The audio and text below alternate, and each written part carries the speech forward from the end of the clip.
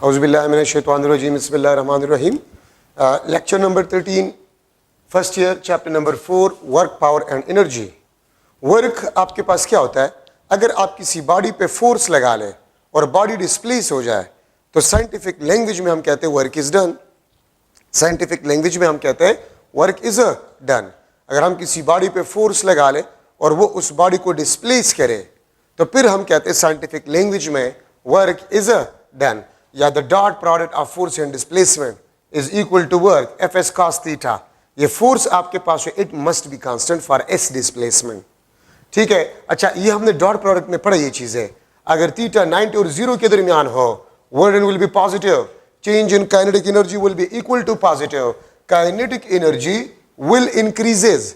अगर थीटा आप देखिए, वर्क अगर पॉजिटिव हो तो change in kinetic energy positive होगा और काइनेटिक एनर्जी आपके पास होगा, इट विल बी इंक्रीजेज। ठीक है, अगर थीटा आपके पास 0 हो, work done will B maximum. अगर थीटा आपके पास 90 हो, वर्क डन विल बी 0। और अगर वर्क डन 0 हो तो चेंज इन काइनेटिक एनर्जी आपके पास 0 होगा। और अगर चेंज इन काइनेटिक एनर्जी आपके पास 0 होगा तो काइनेटिक एनर्जी आपके पास क्या होगा? कांस्टेंट होगा, यूनिफॉर्म मोशन। या काइनेटिक एनर्जी आपके पास 0 होगा, मींस बॉडी रेस्ट में होगा। ठीक है, तो अगर वर्क डन आपके पास 0 हो, चेंज इन काइनेटिक एनर्जी आपके पास 0 होगा। और अगर चेंज इन काइनेटिक एनर्जी 0 होगा तो काइनेटिक एनर्जी कांस्टेंट या बॉडी रेस्ट में होगा, काइनेटिक एनर्जी 0। ठीक है, आपने पढ़ा होगा work done bye centripetal force is always 0। Work done bye centripetal force is always 0। क्यों? क्योंकि सेंट्रीपिटल फोर्स वेलोसिटी के या मोशन के हमेशा परपेंडिकुलर होता है, तो उसका वर्क डन आपके पास 0 होता है। लेकिन यूनिफॉर्म सर्कुलर मोशन के दौरान काइनेटिक एनर्जी कांस्टेंट होता है। और अगर नेट वर्क डन 0 हो तो काइनेटिक एनर्जी भी आपके पास क्या होगा? 0 होगा, means the body will B at rest. अगर थीटा 180 और 90 के दरमियान हो, वर्क डन नेगेटिव होगा, change in kinetic energy negative होगा। ठीक है, और चेंज इन काइनेटिक एनर्जी अगर आपके पास नेगेटिव होगा, it means kinetic energy will B decreases. Kinetic energy आपके पास है वो डिक्रीज होगा। ठीक है, और अगर थीटा 180 हो, वर्क डन आपके पास है, इट विल बी मिनिमम। और ये फोर्स इस डिस्प्लेसमेंट के लिए आपके पास कांस्टेंट होना चाहिए। ठीक है, ये बात आप लोग याद रखें। अच्छा, अगर मैं लिख लो वर्क डन बाय ग्रेविटी या ग्रेविटेशनल फील्ड, तो वो आपके पास mgh के बराबर होगा। वेट ऑफ अ बॉडी को आप हाइट के साथ मल्टीप्लाई करें तो आपके पास वर्क डन आ जाएगा। अगर आप हाइट को वेट ऑफ अ बॉडी के साथ मल्टीप्लाई करें तो आपके पास work done by gravitational field आपके पास आ जाएगा। दो बातें, मैं अगर किसी बॉडी को ऊपर उठा रहा हूं तो देखिए मेरा अप्लाइड फोर्स अपवर्ड है, डिस्प्लेसमेंट भी अपवर्ड है, so work done by applied force will be positive. ठीक है, और अगर मैं किसी बॉडी को ऊपर उठा रहा हूं, ग्रेविटेशनल फोर्स डाउनवर्ड है, डिस्प्लेसमेंट अपवर्ड है, थीटा इज 180, तो वर्क डन आपके पास जो है by the gravitational force will B negative, but work done by the applied force will be positive. अगर मैं ऊपर से नीचे किसी बॉडी को ला रहा हूं तो डिस्प्लेसमेंट डाउनवर्ड है, मेरा अप्लाइड फोर्स अपवर्ड है, थीटा इज 180, वर्क डन आपके पास जो है वो नेगेटिव होगा। और gravitational force downward, displacement is downward, work done by gravity is positive. ठीक है, तो ये आपके पास जो है वर्क में इंपॉर्टेंट पॉइंट्स आपके पास बन गए हैं। ठीक है, work done by variable force, work done by variable force. ठीक है, यहां पर मैं लिख लेता हूं work done by variable force. ठीक है, तो देखिए अगर आपके पास एक मास स्प्रिंग सिस्टम है तो मास स्प्रिंग सिस्टम जब ऑसिलेशन करता है, ठीक है, तो आपने पढ़ा है restoring force is directly proportional to the displacement. Restoring force is directly proportional to the displacement. ठीक है, तो ऑसिलेशन के दौरान डिस्प्लेसमेंट चेंज होगा, और अगर ऑसिलेशन के दौरान डिस्प्लेसमेंट चेंज होगा तो रिस्टोरिंग फोर्स चेंज होगा, it means the force will B variable. तो आप पाथ को स्मॉल स्मॉल लेंथ एलिमेंट में डिवाइड कर लेंगे इस तरह कि हर एक लेंथ एलिमेंट में आपके पास फोर्स कांस्टेंट हो। फिर आप हर एक इंटरवल में वर्क डन को मालूम कर लेंगे और फिर तमाम वर्डन को जब आप ऐड कर जाएंगे तो हमारे पास टोटल वर्क डन आ जाएगा। ठीक है, ये अगर आपके पास रॉकेट है, ठीक है, ये आपके पास रॉकेट, अगर रॉकेट ऊपर उठ रहा है हम क्या करेंगे, हम पाथ को डिवाइड कर लेंगे into small small length element. क्यों? क्योंकि रॉकेट जब ऊपर उठता है तो इस पे ग्रेविटेशनल फोर्स होता है, और ग्रेविटेशनल फोर्स आपको पता है inversely proportional to r square. तो अगर ये रॉकेट ऊपर जाता है तो आर वेरी होता है, ग्रेविटेशनल फोर्स वेरी होगा, तो it means the force is variable. So we will divide the whole path into small length elements so that the force in each interval is a constant. Then we will calculate the burden in each interval, and by adding them we will get the total work done. ठीक है, तो आप वर्डन किस तरह मालूम करते हैं? ठीक है, आप वर्डन को लिख सकते हैं F1 dot delta x1 plus F2 dot delta x2 plus Fn dot delta xn, या मैं इसको लिख सकता हूं summation I start from 1 F I dot delta xi, या मैं इसको इस तरह भी लिख सकता हूं वर्डन 1 plus वर्डन 2 plus वर्डन 3 plus work done n, and this is summation I start from 1 to n wi। तो तमाम इंटरवल्स में अगर आप वर्डन को ऐड कर जाए तो आपके पास टोटल वर्क डन आ जाएगा।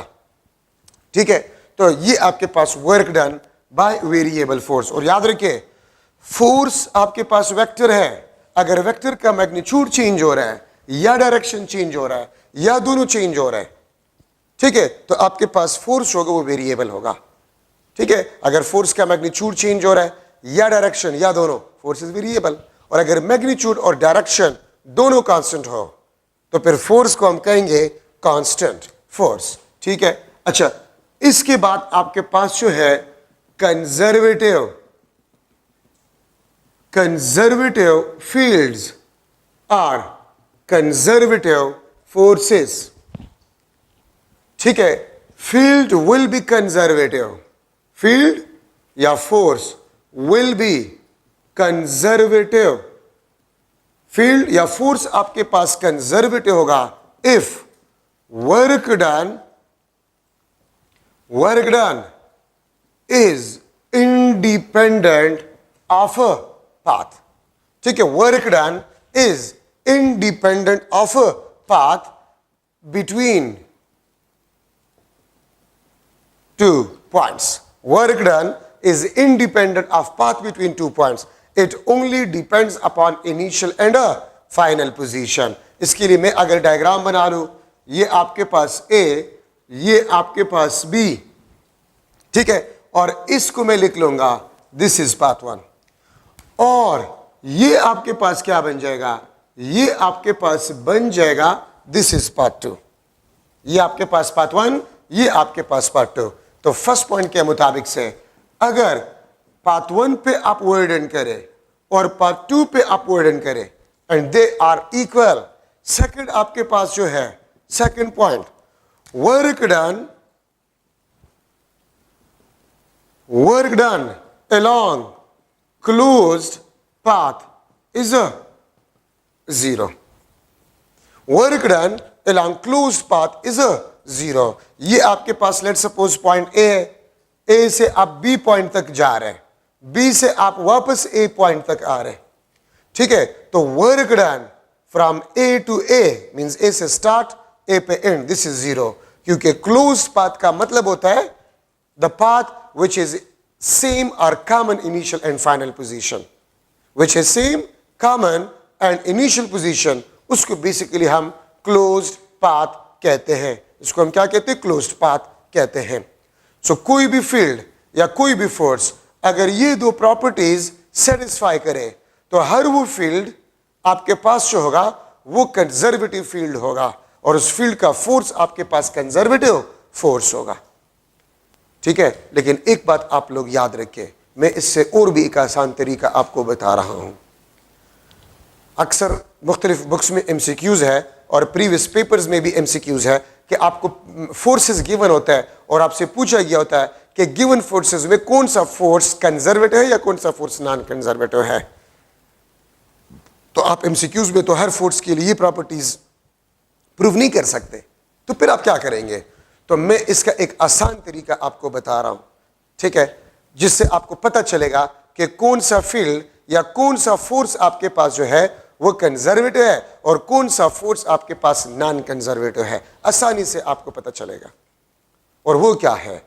याद रखिए, हर वो फील्ड या हर वो फोर्स जिसके लिए पोटेंशियल एनर्जी आप पढ़ चुके हो या जिस फील्ड या फोर्स के लिए पोटेंशियल एनर्जी पॉसिबल हो, तो हर वो फील्ड और हर वो फोर्स वो आपके पास कंजर्वेटिव फील्ड या कंजर्वेटिव फोर्स होगा। ठीक है, ये बात याद रखिए। हर वो फील्ड या हर वो फोर्स जिसका पोटेंशियल एनर्जी आपके पास पॉसिबल हो या पोटेंशियल एनर्जी आप पढ़ चुके हो, ठीक है, तो उसका वो फील्ड या वो फोर्स आपके पास होगा वो कंजर्वेटिव होगा। आपने पढ़ा है इलेक्ट्रिक पोटेंशियल एनर्जी, तो इलेक्ट्रिक फील्ड इज कंजर्वेटिव। आपने पढ़ा है ग्रेविटेशनल पोटेंशियल एनर्जी, तो gravitational field is conservative, gravitational force is conservative. Electric potential energy, electric field is conservative, electric force is conservative.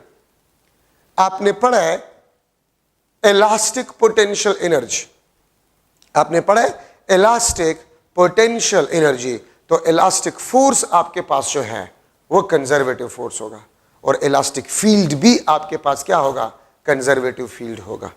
कभी भी आपने मैग्नेटिक पोटेंशियल एनर्जी नहीं पढ़ा होगा, तो इसलिए magnetic field generally is non conservative. हाँ, magnetic field inside a magnet is conservative, क्योंकि inside the magnetic field is uniform. या दो मैग्नेट्स का नॉर्थ और साउथ पोल आपने इतना करीब रखा हुआ है कि उसके नॉर्थ और साउथ के दरमियान मैग्नेटिक फील्ड यूनिफॉर्म हो, वहां पर मैग्नेटिक फील्ड कंजर्वेटिव बिहेव करेगा। वरना अगर जनरली आपसे कोई पूछे तो magnetic field is non conservative. अच्छा, एक और बात भी याद रखिए, हर वो फोर्स जिसकी वजह से एनर्जी लॉस्ट हो, हर वो फोर्स जिसकी वजह से एनर्जी लॉस हो जाए, हर वो फोर्स आपके पास नॉन कंजर्वेटिव होगा। Fractional force, damping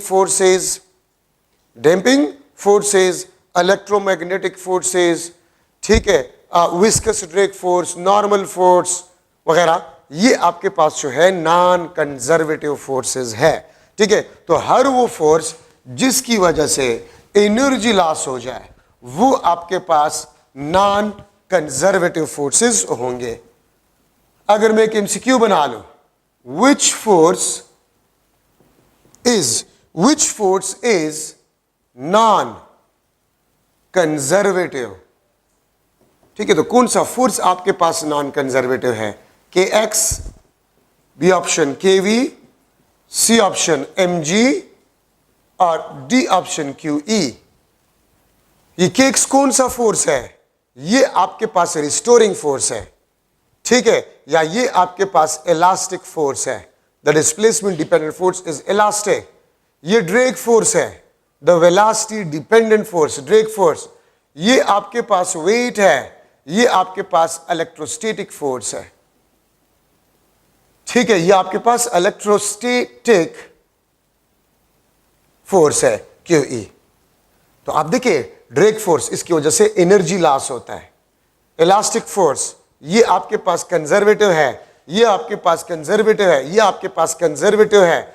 velocity dependent force which is a drag force, ठीक है, इसकी वजह से एनर्जी लॉस होता है, तो इसलिए आपके पास जो ड्रैग फोर्स है वो नॉन कंजर्वेटिव फोर्स है। वो आपके पास क्या है? नॉन कंजर्वेटिव फोर्स है। ठीक है, तो इस किस्म की क्वेश्चंस भी आपके पास आ सकता है, विच फोर्स इज कंजर्वेटिव और which force is a non conservative. ठीक है, तो ये इसकी आसान पहचान है। हर वो फोर्स जिसकी वजह से एनर्जी लॉस हो जाए, ठीक है, एनर्जी लॉस हो जाए, वो नॉन कंजर्वेटिव होगा। ठीक है, ये बात आप लोग याद रखिए। एनर्जी का डिफिनीशन है the ability of a body to do work. The ability of a body to do work is known as energy. Energy के मुख्तलिफ फॉर्म है, लेकिन दो important basic types of energy है। एक तो आपके पास काइनेटिक एनर्जी है, दूसरा आपके पास पोटेंशियल एनर्जी है।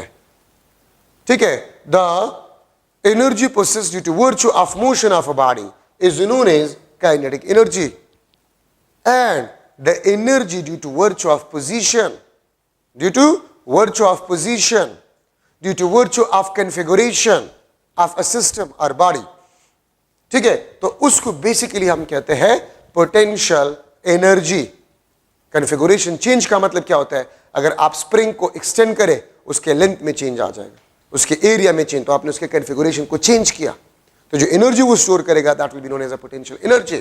ठीक है, तो काइनेटिक एनर्जी हाफ mv², और यहां पर पोटेंशियल एनर्जी में ग्रेविटेशनल पोटेंशियल एनर्जी को ले रहा हूं, which is mgh, which is mgh। अच्छा, एक बात आप लोग याद रखें, मुख्तलिफ रेशो वाले क्वेश्चंस बनाए जा सकते हैं, मुख्तलिफ जो है रेशोज वाले क्वेश्चंस बनाए जा सकते हैं, ना कि सिर्फ इन इक्वेशन में, किसी भी इक्वेशन में रेशो वाले क्वेश्चंस आपसे पूछे जा सकते हैं। Kinetic energy is directly proportional to the mass if the velocity is kept constant. तो आपके पास आ जाएगा kinetic energy 1 divide by kinetic energy 2 is equal to m1 divide by m2। ठीक है, अगर mass double, kinetic energy will be double if velocity is constant. Mass half, kinetic energy will be half if the velocity is kept constant. Kinetic energy is directly proportional to the square of velocity if the mass is kept constant। ठीक है, और ये आपके पास आ जाएगा kinetic energy 1 divide by kinetic energy 2 is equal to v1 square divide by v2 square, या इसको मैं लिख सकता हूं v1 divide by v2 is equal to under the root of kinetic energy 1 divide by kinetic energy 2। अगर आप velocity को double कर जाए by keeping the mass constant, kinetic energy आपके पास 4 टाइम्स बन जाएगा। अगर आप वेलोसिटी को 3 टाइम्स कर जाए, काइनेटिक एनर्जी आपके पास 9 टाइम्स बन जाएगा if the mass is kept constant. Kinetic energy का ये इक्वेशन भी आप लोगों ने पढ़ा होगा, p square divide by 2m। p is the linear momentum, m is the mass, so this is the equation of kinetic energy in terms of linear momentum. और यहां से मैं लिख सकता हूं kinetic energy is directly proportional to the square of a linear momentum, और मैं लिख सकता हूं kinetic energy 1 divide by kinetic energy 2 is equal to p1 square divide by p2 square, या p1 divide by p2 is equal to under the root of kinetic energy 1 divide by kinetic energy 2। अगर linear momentum double हो जाए तो kinetic energy आपके पास 4 times हो जाएगा। ठीक है, अगर मोमेंटम को आप हाफ कर जाए, काइनेटिक एनर्जी आपके पास 4 time decreases. Kinetic energy is inversely proportional to the mass if the linear momentum is kept constant. अगर लीनियर मोमेंटम आपके पास कांस्टेंट हो, और मैं लिख सकता हूं kinetic energy 1 divide by kinetic energy 2 is equal to m2 divide by m1, m2 divide by m1। तो kinetic energy 1 divide by kinetic energy 2 is equal to m2 divide by m1। यहां पर kinetic energy मास के directly proportional है, यहां पर kinetic energy मास के inversely proportional है। ठीक है, क्यों? यहां पर मोमेंटम अगर कांस्टेंट हो तो kinetic energy is inversely proportional to the mass. यहां पर अगर आपके पास वेलोसिटी कांस्टेंट हो तो kinetic energy is directly proportional to the mass. ठीक है, अच्छा, अब यहां पर मैं लिख सकता हूं, इस इक्वेशन से मैं लिख सकता हूं p is equal to 2m kinetic energy under the root. उसी ऊपर वाले इक्वेशन से मैंने इसको भी लिख लिया। मैं लिख सकता हूं p is directly proportional to the square root of mass अगर आपके पास काइनेटिक एनर्जी कांस्टेंट हो, और इसको मैं लिख सकता हूं p1 divide by p2 is equal to under the root of m1 divide by m2। और देखिए, मैं आपसे यहां पर क्वेश्चन ये कर सकता हूं, एक हेवियर ऑब्जेक्ट है, दूसरा लाइटर ऑब्जेक्ट है, they have same kinetic energy, तो किसका मोमेंटम ज्यादा होगा? ठीक है, जिसका मास ज्यादा होगा, हेवियर का मोमेंटम ज्यादा होगा। ठीक है, एक हेवियर बॉडी है और एक लाइटर बॉडी है, उनकी काइनेटिक एनर्जी सेम है, तो मोमेंटम किसका ज्यादा होगा? हेवियर है तो उसका मोमेंटम आपके पास जो है वो ज्यादा होगा। P is directly proportional to the square root of a kinetic energy if mass is kept constant। ठीक है, और इसको मैं लिख सकता हूं P1 divided by P2 is equal to under the root of kinetic energy 1 divided by kinetic energy 2। और ये रेशो हम यहां पर कर भी चुके हैं। ठीक है, so these are some important ratios in the kinetic energy equation। ठीक है, अब इसमें अगर आप देखें तो मुख्तलिफ किस्म के रेशोज वाले क्वेश्चंस बनाए जा सकते हैं। एमसीक्यू अगर मैं लिख लो M1 is equal to M2 is equal to M and kinetic energy 1 ratio kinetic energy 2 is equal to 1 ratio 3, then what will be the ratio of their momentum? इनके momentum का ratio आपके पास क्या होगा? 1:3, 1/√3, 1:9 और डी ऑप्शन आपके पास 3:1। ठीक है, दो आइडेंटिकल बॉडीज है। आइडेंटिकल का मतलब ये होता है कि मासेस आर सेम। अगर उनकी काइनेटिक एनर्जी का रेशो 1:3 हो तो उनके मोमेंटम का रेशो क्या होगा? ठीक है, तो इसमें ये वाला रेशो इस्तेमाल हो रहा है, ये वाला P1 divided by P2 is equal to under the root of kinetic energy 1 divided by kinetic energy 2। तो 1 का √1, 3 का √3, ये आपके पास इसका आंसर होगा। ये वाला रेशो इसमें यूज हो रहा है।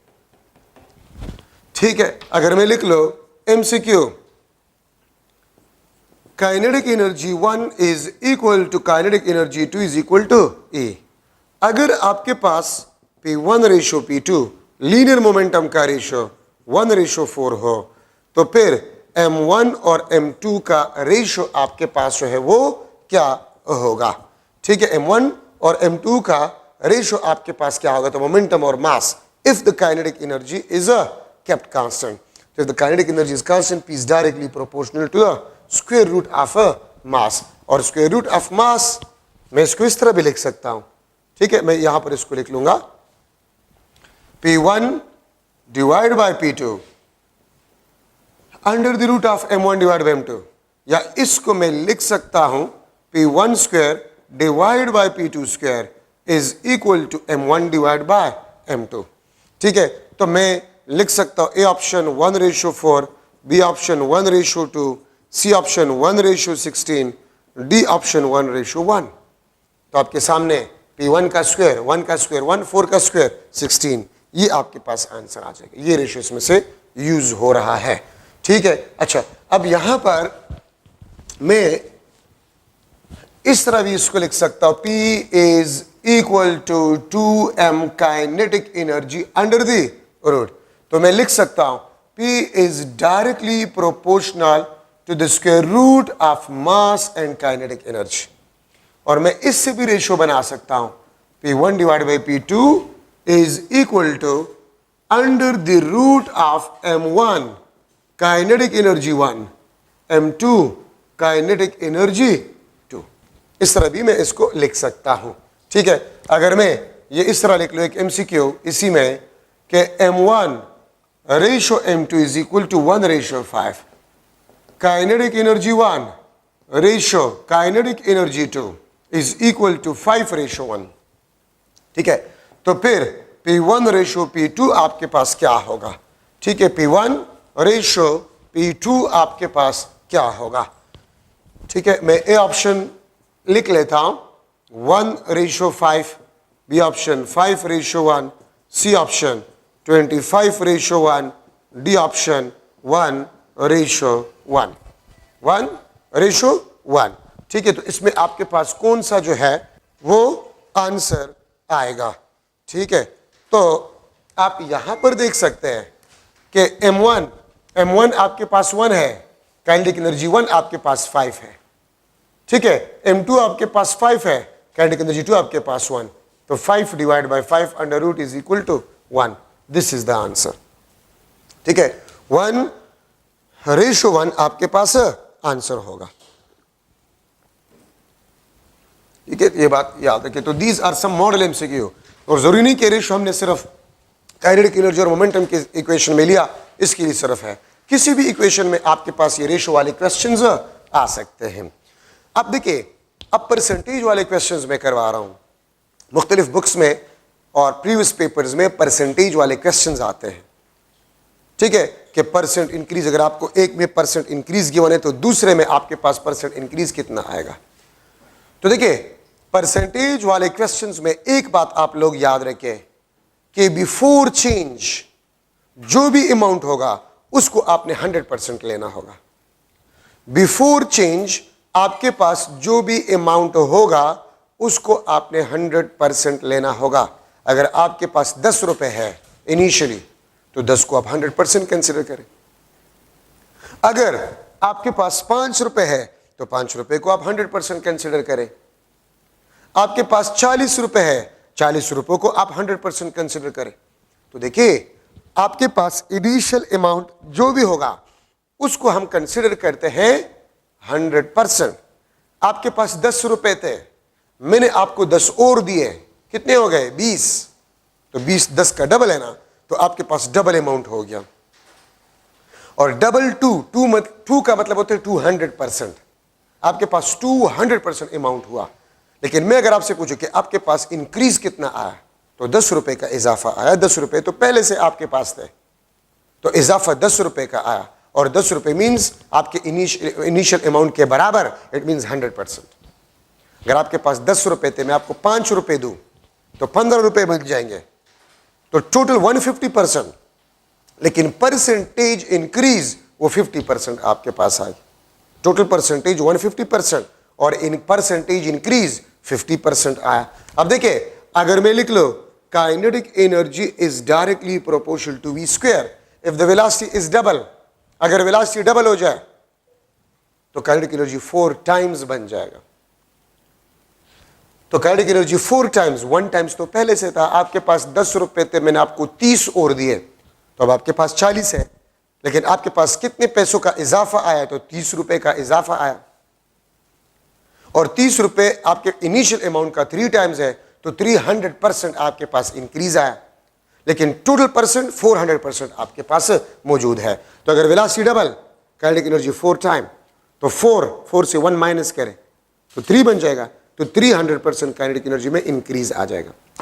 अगर मैं वेलोसिटी को 3 टाइम्स कर जाऊं, अगर मैं वेलोसिटी को 3 टाइम्स कर जाऊं तो काइनेटिक एनर्जी 9 टाइम्स हो जाएगा। और 9 से 1 माइनस करें तो 8, तो 800% आपके पास in kinetic energy increase. Velocity 3 time, kinetic energy 9 times, तो 8 टाइम्स आपके पास इंक्रीज आया। तो 800% आपके पास इंक्रीज आया, और टोटल परसेंटेज आपके पास 900।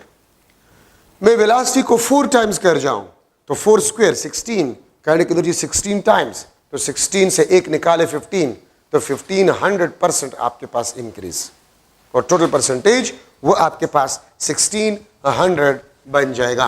तो इनिशियल अमाउंट जो भी होगा it is considered to be 100% और 1। इस किस्म के क्वेश्चंस भी आप लोगों ने देखे होंगे इस रिलेशन में। और याद रखिए, जो अभी मैं आपको ट्रिक बता रहा हूं ये सिर्फ इसके लिए नहीं है। हर पैरामीटर जब दूसरे पैरामीटर के स्क्वायर के साथ रिलेट होता है तो ये ट्रिक आप इस्तेमाल कर सकते हैं। अगर मैं लिख लो 20% इंक्रीज इन लीनियर मोमेंटम, तो percentage increase in kinetic energy आपके पास क्या होगा। अगर मोमेंटम में 20% इंक्रीज आ जाए, ठीक है, तो percentage increase in kinetic energy आपके पास क्या होगा। ठीक है, इसके एक आसान तरीका मैं आपको बता रहा हूं, लेकिन जो तरीका मैं आपको बता रहा हूं वो सिर्फ उन नंबर्स के लिए, लाइक 10, 20, 30, 40, 50, इस किस्म के नंबर के लिए। किसी और नंबर के लिए आप ये ट्रिक इस्तेमाल नहीं कर सकते। तो देखिए 20% इंक्रीज है तो 20 2 दफा लिख ले, और इंक्रीज है तो प्लस। इसका जो स्टार्ट नंबर है 2, तो अगर आप 2 और 2 को मल्टीप्लाई करें 4, स्टार्टिंग नंबर को मल्टीप्लाई करें, 2 2 जा 4, आप इसको 8 करें तो 44%। 44% इज द इंक्रीज। ठीक है, अगर मैं लिख लो 30% इंक्रीज इन लीनियर मोमेंटम, तो percentage increase in kinetic energy क्या होगा? तो देखिए 30% इंक्रीज इन मोमेंटम, तो 30% 2 दफा लिख ले, और 3 3 9, 3 3 9%, ये आपके पास 69% बन गया। तो 69% आपके पास इसका आंसर आ गया। 40, तो 40 plus 40, starting number 4 4 4 4 4 multiply by 4 16, तो 40 प्लस 40 प्लस 16 आपके पास काइनेटिक एनर्जी में होगा। ठीक है, इंक्रीज। अच्छा, तो ये आपके पास काइनेटिक एनर्जी पी स्क्वायर। अगर मैं लिख लो कि 20% डिक्रीज इन लीनियर मोमेंटम, तो फिर आपके पास percentage decrease in kinetic energy आपके पास क्या होगा? तो अब डिक्रीज आई है, तो वही तरीका है, 20 प्लस 20 माइनस 2 2 4, वहां पर इंक्रीज तो 2 2 4 8, यहां पर डिक्रीज तो 2 2 4 सब्ट्रैक्ट। ठीक है, तो 40 माइनस 4 36%, इसका आंसर आपके पास 36% आया। ठीक है, अगर मैं लिख लो 30% डिक्रीज इन लीनियर मोमेंटम, तो percentage decrease in kinetic energy आपके पास क्या होगा?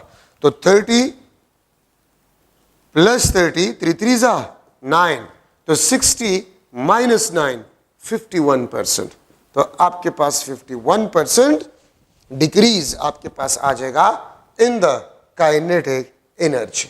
ठीक है, तो ये आपका आसान तरीका है इस किस्म के एमसीक्यूज को सॉल्व करने का।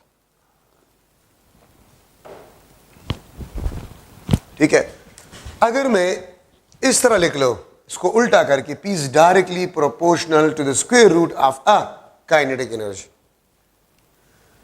ठीक है, तो फिर आप क्या करेंगे? अगर मैं लिख लो, उसको उल्टा करके मैं लिख लूं कि 44% इंक्रीज इन काइनेटिक एनर्जी, तो परसेंटेज इंक्रीज इन मोमेंटम आपके पास क्या होगा? ठीक है, तो इसका तरीका आपके पास क्या होगा? 44% increase in kinetic energy, then the percentage increase in momentum will be dash. तो देखिए, अगर ए ऑप्शन आपके पास है 20%, बी ऑप्शन आपके पास है 44%, सी ऑप्शन 88% और डी ऑप्शन आपके पास जो है 12% है, तो इसका आसान तरीका क्या है? लेकिन ये ट्रिक जो मैं आपको बता रहा हूं, कोई भी पैरामीटर किसी दूसरे पैरामीटर के स्क्वायर रूट के साथ अगर वेरी हो रहा है, किसी दूसरे पैरामीटर के स्क्वायर रूट के साथ वेरी हो रहा है, ठीक है, तो उसके लिए हम ये डिस्कस कर रहे हैं। तो देखिए आप क्या करेंगे, 44% इंक्रीज इन काइनेटिक एनर्जी, तो अगर जिसमें इंक्रीज आपको दिया गया उस पर अंडर रूट है, तो उसको हाफ करें, 44 को हाफ करें, 22 के नजदीक आंसर देखिए यही आपके पास। ठीक है, इसका एक्चुअल तरीका क्या है? 44% इंक्रीज, तो इनिशियल अमाउंट तो 100% होगा, तो 100 प्लस 44 ये आपके पास 144% होगा, और 144% को आप लिख सकते हैं 144 डिवाइड बाय 100, ये आपके पास 1.4, क्योंकि परसेंट का मतलब क्या होता है? पर 100, 1.44, इस पे स्क्वायर रूट है, आप इसके स्क्वायर निकालें, तो 144 का स्क्वायर रूट 12 होता है, 1 पॉइंट के बाद, 1 नंबर के बाद पॉइंट लगा ले। ठीक है, इसको मैं लिख सकता हूं 120%। ठीक है, तो आपके पास 120% है, तो 100% तो इनिशियल अमाउंट होता है। ठीक है, तो परसेंटेज इंक्रीज आपके पास कितना आया? 100 से ज्यादा कितना है? 20%, तो आंसर आपके पास जो है 20% इंक्रीज। ठीक है, तो तरीका आपने इस तरह कर रहे हैं, और मैंने आपको जो ट्रिक बताया कि स्क्वायर रूट है इस पे 44% इंक्रीज, तो 44 को हाफ करें, आपके पास क्या बन जाएगा? 22%, तो 22% के नजदीक आंसर देंगे। और अगर 20%, 21%, 22%, 18% नजदीक आंसर हो, तो फिर ये तरीका आपने करना होगा, इससे एग्जैक्ट आंसर आपको पता चलेगा। ठीक है, अगर मैं आपको ये बताऊं कि देखिए time period t is equal to 2 pi under the root of L divide by G, तो t आपके पास जो है this is directly proportional to the square root of L। अगर मैं कह दूं कि 2% increase in a length of a simple pendulum, length of simple pendulum में 20% इंक्रीज आ जाए, तो time period of simple pendulum में कितना परसेंट इंक्रीज आएगा? तो 2 को हाफ करें, 1% increase in a time period. तो ये सेम ट्रिक आप इसके लिए भी इस्तेमाल कर सकते हैं। अंडर रूट है तो जितना परसेंटेज इंक्रीज गिवन है, ठीक है, उसको आप लोग क्या करें? हाफ करें। सही है। डिक्रीज में भी आपके पास यही है। डिक्रीज का मैं यहां पर लिख लेता हूं, अगर मैं लिख लो नीचे जो मैंने लिखा था कि 36% डिक्रीज इन काइनेटिक एनर्जी, तो फिर percentage decrease in momentum will be equal to dash, momentum will be equal to dash. तो देखिए आप लोग 36% डिक्रीज, आपके पास 100 रुपए थे, 36 मैंने आपसे ले लिए, तो कितने रह गए? 100 माइनस 36, 64%। ठीक है, 100 माइनस 36, ये आपके पास 64%। ठीक है, और परसेंट का मतलब होता है डिवाइड बाय 100, दिस इज 0.64। ठीक है, और इस पे आपके पास अंडर रूट है, 0.64 का अंडर रूट निकाले तो 64 अंडर रूट आपके पास जो है वो 8 के बराबर होता है। तो आपके पास 0.8, और 0.8 का मतलब होता है 80%। तो ये 80% तो रिमेनिंग मोमेंटम है। ये आपके पास क्या है? 64%। ये आपके पास रिमेनिंग काइनेटिक एनर्जी है, ये आपके पास रिमेनिंग मोमेंटम है। लेकिन अगर आपसे परसेंटेज डिक्रीज के बारे में पूछ लिया जाए तो 100 से 80 माइनस करें तो 20%। ठीक है, 20% डिक्रीज आपके पास मोमेंटम में आ जाएगा, 80% रिमेनिंग। अगर आप में से 100 में से 80 पैसे रह गए तो 20% आपके पास डिक्रीज आ गया। तो ये आपके पास परसेंटेज में जो क्वेश्चंस आते हैं उसके ट्रिक्स मैंने आपको बता दिए कि किस तरह आसानी से आप वो परसेंटेज इंक्रीज या डिक्रीज को मालूम कर सकते हैं। ठीक है, तो ये इसका एक्चुअल तरीका है।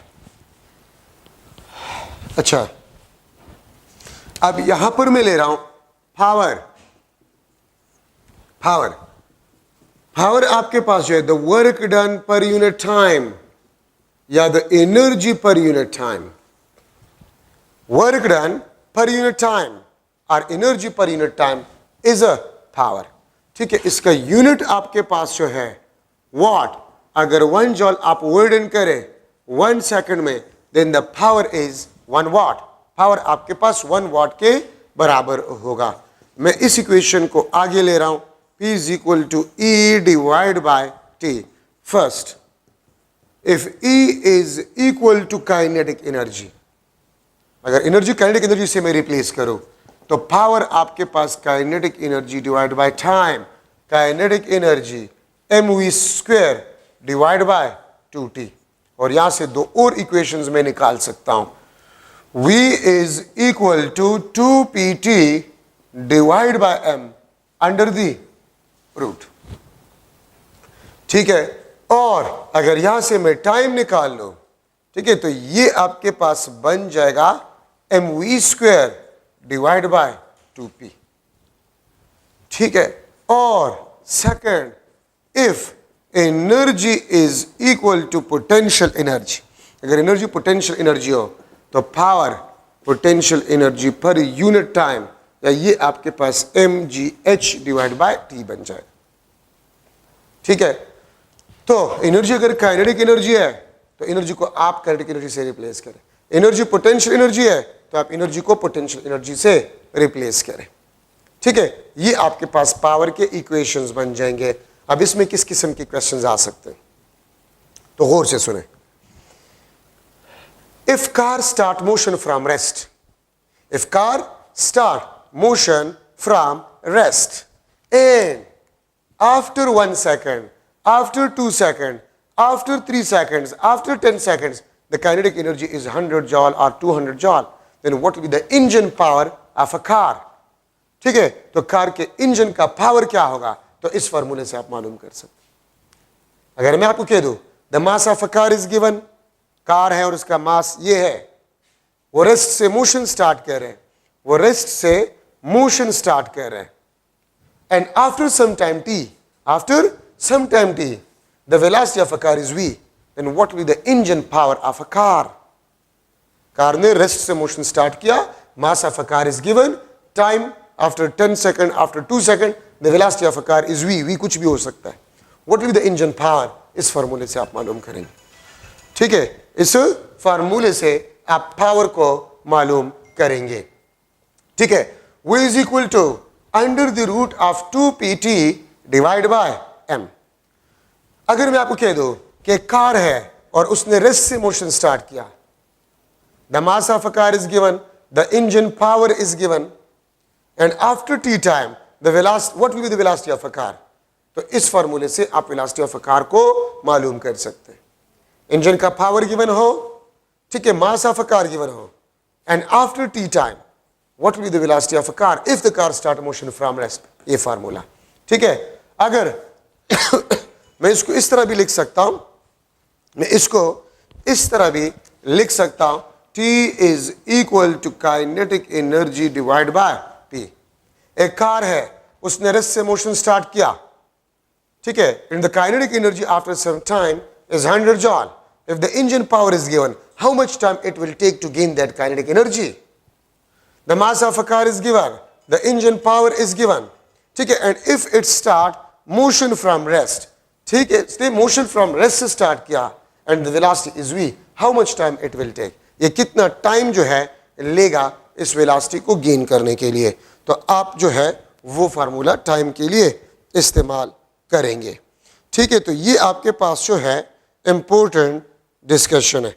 ठीक है, ये आपके पास इंपॉर्टेंट डिस्कशन है पावर की इक्वेशन में। ये इक्वेशन आपने कब इस्तेमाल करना होगा? अगर एक बॉय है, एक लड़का है और वो सीढ़ियों पे जा रहा है, एक सीढ़ी का हाइट 10 सेंटीमीटर है, उसका मास गिवन है, इतने टाइम में वो 10 सीढ़ियों को कवर कर जा रहा है, तो आप ये बताइए कितना पावर उसने कंज्यूम किया?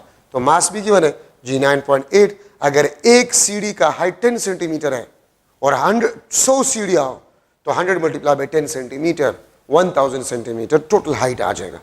कितने टाइम में वो उसने कवर किया? तो उसका पावर या मसल पावर आपके पास जो है आ जाएगा। ठीक है, पावर का एक और फॉर्मूला भी है, the dot product of force and velocity. The dot product of force and velocity, ठीक है, फोर्स और वेलोसिटी का अगर आप डॉट प्रोडक्ट निकालें, ये आपको पावर देगा। या आपसे इस तरह भी पूछा जा सकता है कि what will be the equation of power in terms of mass, acceleration and velocity? तो MAV cos थीटा, ये आपके पास पावर का इक्वेशन है। ठीक है, तो ये पावर में आपके पास इंपॉर्टेंट डिस्कशन है। और याद रखिए, horse power is also the unit of power, ठीक है, which is 1 horse power is equal to 746 watt. और FPS सिस्टम में 1 हॉर्स पावर 550 जो है वो 550 न्यूमेरिकल वैल्यू होगा FPS सिस्टम में 1 हॉर्स पावर। ठीक है, अच्छा, अब आपके पास जो है energy is equal to PT।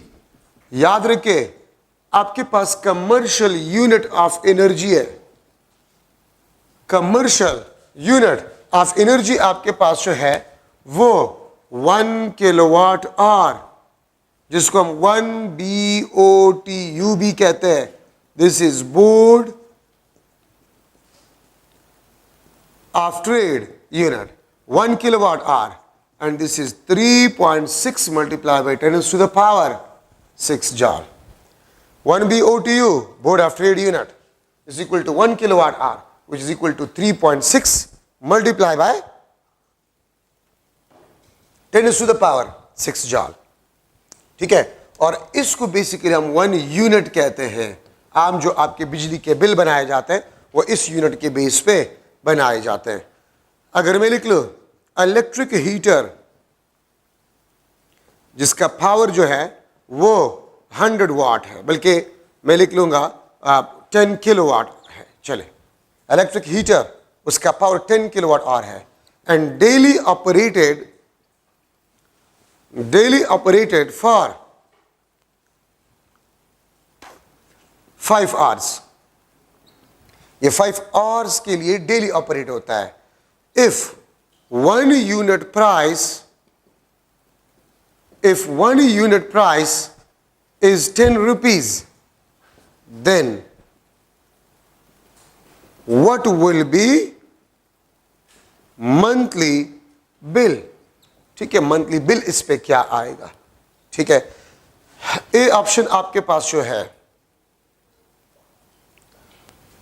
500 rupees, B option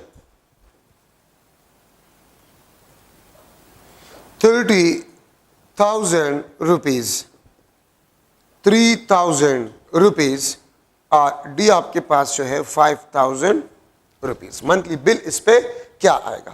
तो देखिए पावर गिवन है और डेली ऑपरेटेड, तो पी और टी को आप मल्टीप्लाई करें, एनर्जी आ जाएगा। ठीक है, तो ये आपके पास 10 किलोवाट आवर, ये डेली एनर्जी है, ये डेली एनर्जी है।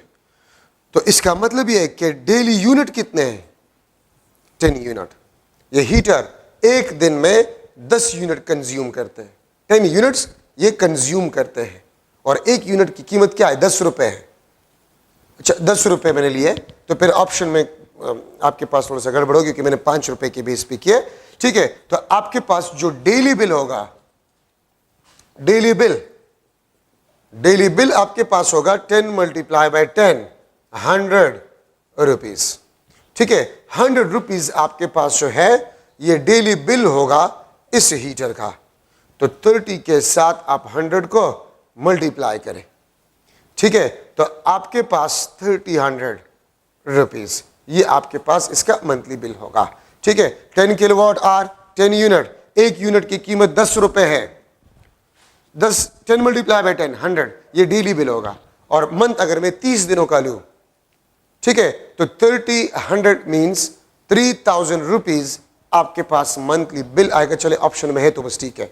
ठीक है, तो 3,000 रुपीज आपके पास जो है वो मंथली बिल होगा इस हीटर का। ठीक है, तो ये आपके पास बोर्ड ऑफ ट्रेड यूनिट, जिसको हम 1 यूनिट कहते हैं, और आपके पास वो इसके बराबर है। ठीक है, अच्छा, तो ये आपके पास पावर में जरूरी पॉइंट्स आपके पास बन गए हैं। अच्छा,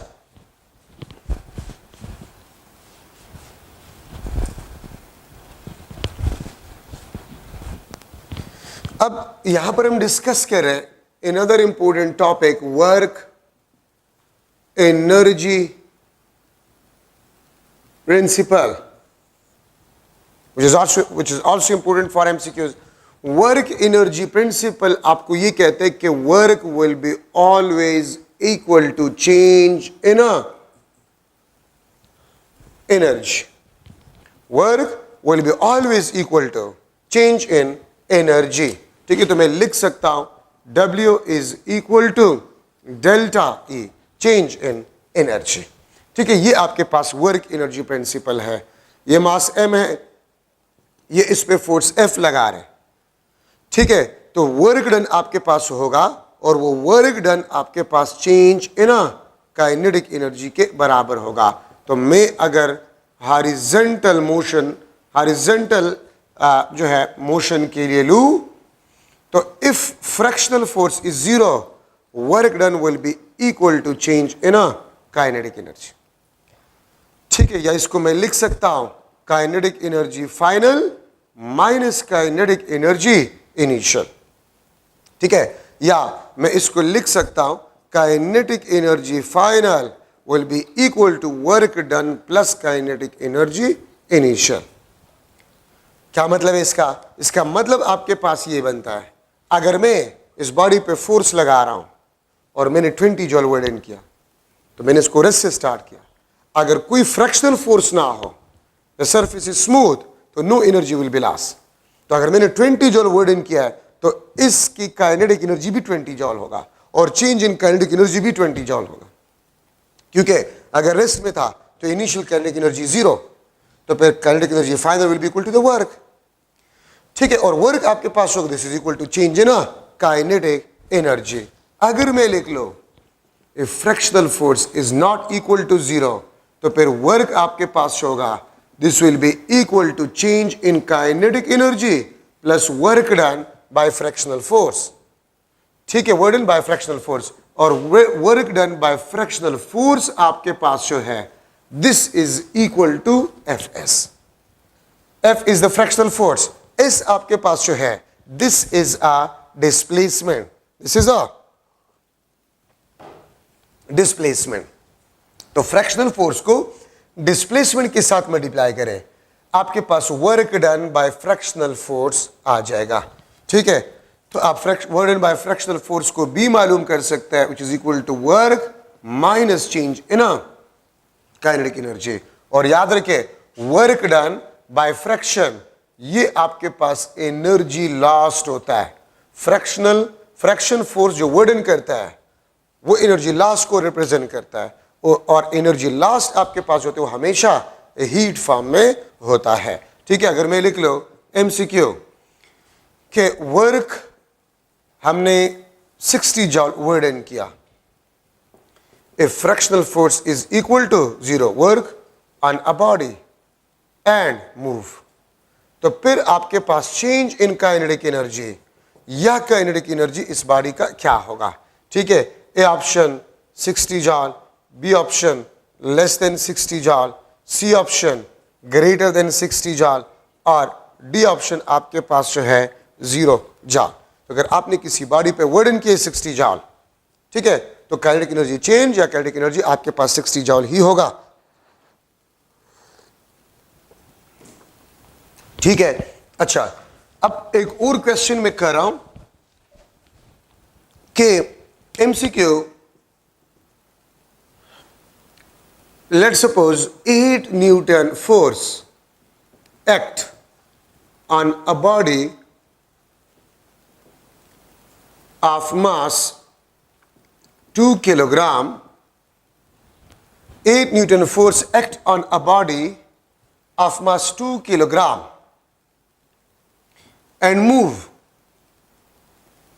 for 4 meter, and move for 4 meter displacement, 4 meter displacement तक हमने इसको मूव किया with 3 meter per second square acceleration.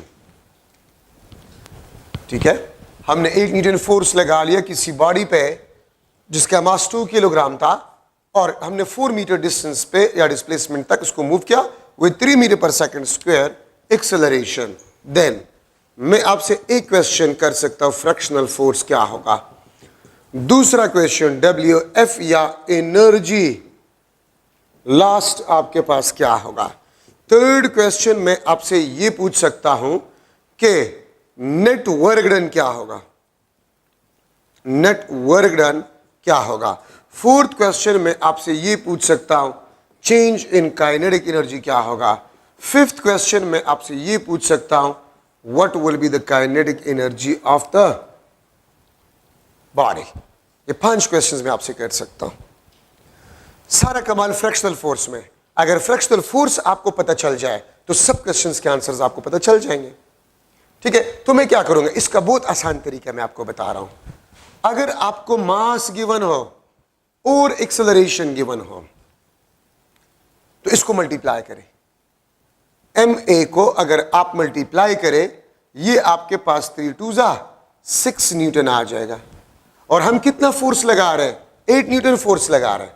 इन दोनों का प्रोडक्ट तो 6 आ रहा है, लेकिन हम तो 8 न्यूटन फोर्स लगा रहे हैं, और इन दोनों का प्रोडक्ट 6 आ रहा है। तो इसका मतलब है कि fractional force is non zero. तो अगर हम 8 न्यूटन लगा रहे हैं और मास और एक्सेलरेशन का प्रोडक्ट 6 आ रहा है, तो 2 न्यूटन कम है ना, तो ये आपके पास 2 न्यूटन फ्रैक्शनल फोर्स होगा। अब work done by frictional force, energy loss, ये Fs, fractional force multiply by S। ठीक है, तो फ्रैक्शनल फोर्स आपके पास 2 न्यूटन है और डिस्प्लेसमेंट आपके पास 3 मीटर है, 4 मीटर है, 4 मीटर। तो फ्रैक्शनल फोर्स 2 मल्टीप्लाई बाय 4, ये आपके पास 8 जॉल। एक दफा फिर रिपीट कर रहा हूं, आप मास और एक्सेलरेशन को मल्टीप्लाई करें तो फोर्स अगर अप्लाइड फोर्स के बराबर आ जाए तो फिर फ्रैक्शनल फोर्स 0 होगा, और अगर आप मास और एक्सेलरेशन को मल्टीप्लाई करें, जो फोर्स आता है वो अप्लाइड फोर्स से कम है, तो तो जितना कम आ रहे वही आपके पास फ्रैक्शनल फोर्स होगा। फिर फ्रैक्शनल फोर्स को डिस्प्लेसमेंट के साथ मल्टीप्लाई करें, आपके पास work done by frictional force आ जाएगा, या एनर्जी लास्ट आ जाएगा, या थर्मल एनर्जी प्रोड्यूस आ जाएगा। अब नेट वर्क डन, हम तो 8 न्यूटन फोर्स लगा रहे हैं, लेकिन नेट फोर्स तो 6 न्यूटन लग रहा है। तो 6 को आप 4 के साथ मल्टीप्लाई करें, 24 जॉल, ये आपके पास नेट वर्क डन होगा। नेट फोर्स मतलब अप्लाइड फोर्स से फ्रैक्शनल फोर्स को सब्ट्रैक्ट करें और वो डिस्प्लेसमेंट के साथ मल्टीप्लाई करें, वो आपके पास नेट वर्क डन आ जाएगा। Applied force minus fractional force multiply by displacement. ठीक है, अच्छा, और जितना वर्क डन होगा वही आपके पास काइनेटिक एनर्जी चेंज होगा। और अगर आपको रेस्ट के बारे में नहीं बताया गया तो kinetic energy of a body भी आपके पास 20 जॉल होगा। ठीक है, तो ये आपके पास, अगर एक्सेलरेशन गिवन ना हो तो फिर आपने एक्सेलरेशन मालूम करना होगा, उससे फिर आपको अंदाजा हो जाएगा कि फ्रैक्शनल फोर्स आपके पास 0 है कि नहीं है।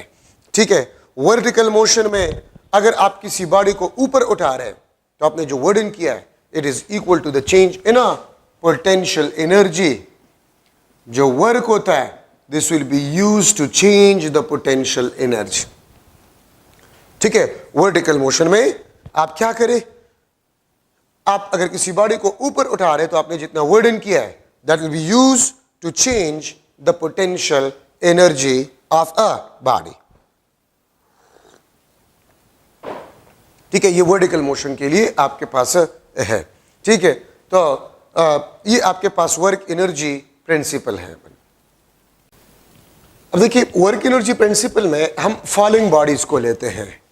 कोई भी बॉडी अगर फॉल करे ऊपर से नीचे तो पोटेंशियल एनर्जी लॉस्ट होगा, काइनेटिक एनर्जी गेन होगा। Potential energy lost will be equal to kinetic energy gain if the drag force is 0 या एयर रेजिस्टेंस इज 0। अगर कोई बॉडी आप नीचे से ऊपर फेंक रहे हैं तो फिर आपके पास काइनेटिक एनर्जी लॉस्ट जो होगा वो आपके पास पोटेंशियल एनर्जी गेन के बराबर होगा। मैं किसी बॉडी को ऊपर फेंक रहा हूं तो काइनेटिक एनर्जी लॉस्ट होगा, पोटेंशियल एनर्जी गेन होगा। और अगर ऊपर से नीचे फॉल कर रहा हूं तो पोटेंशियल एनर्जी लॉस्ट होगा, काइनेटिक एनर्जी गेन होगा। ठीक है, ये बात याद रखिए। अच्छा, अब इसमें एक चीज है, अगर मैं इस पॉइंट से यहां पर पोटेंशियल एनर्जी इनिशियल, ठीक है, और मैं यहां से किसी बॉडी को ऊपर उठा रहा हूं, यहां पर पोटेंशियल एनर्जी फाइनल, तो चेंज इन पोटेंशियल एनर्जी आपके पास है, this will be equal to potential energy final minus potential energy initial. ठीक है, तो मैं इस तरह लिख सकता हूं, अगर मैंने वर्क किया है so this will be used to change the potential energy of a body। मैंने यहां से यहां तक एक बॉडी को मूव किया, so I change the potential energy of a body। so जितना वर्क मैंने किया होगा it will be equal to the change in a potential energy। ठीक है, अच्छा, अब यहां से मैं लिख सकता हूं, ये आपके पास डेल्टा H, और डेल्टा H को हम कहते हैं दिस इज हाइट मूव्ड, वो हाइट जो हमने मूव करवाया है। ठीक है, और ये लेट सपोज ग्राउंड से हाइट, ये आपके पास ग्राउंड से हाइट, ये टोटल हाइट है, मैं इसको h1 लेट सपोज लिख लेता हूं।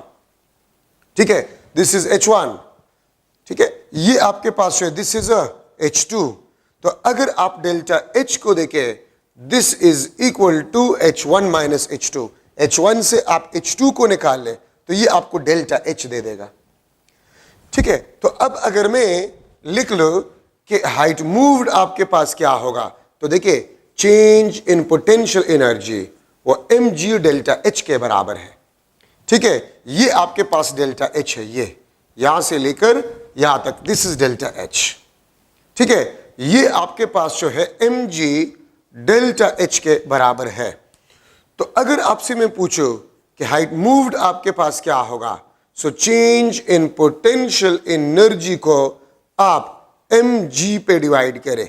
ठीक है, या चेंज इन पोटेंशियल एनर्जी को आप वेट ऑफ अ बॉडी पे डिवाइड करें तो आपके पास हाइट मूव्ड आ जाएगा, आपके पास हाइट मूव्ड आ जाएगा। लेकिन अगर मैं टोटल पोटेंशियल एनर्जी को लिख रहा हूं mgh, हाइट में ग्राउंड से ले रहा हूं, तो फिर हाइट h आपके पास जो होगा, this will be equal to potential energy divide by weight, और इसको हम mg कहते हैं। तो दो क्वेश्चंस आपसे किए जा सकते हैं, ठीक है। आपने एक बॉडी को मूव किया from one point to another point, what will be the height moved, अगर आपको पोटेंशियल एनर्जी गिवन हो, ठीक है। मैं अगर एक MCQ बना लूं कि potential energy initial, let suppose आपके पास 40 जॉल था, and we do 100 joule work, हमने 100 जॉल वर्क किया, ठीक है। वी डू 100 जॉल वर्क, ठीक है, to move a body to some other point, किसी और पॉइंट को हम और पॉइंट तक हम इसको मूव कर गए, ठीक है। If mass of a body is 1 kg, then height moved, ठीक है, then height moved will be dash, height moved आपके पास क्या होगा, ठीक है। ए ऑप्शन मैं लिख लेता हूं, दैट इज बेसिकली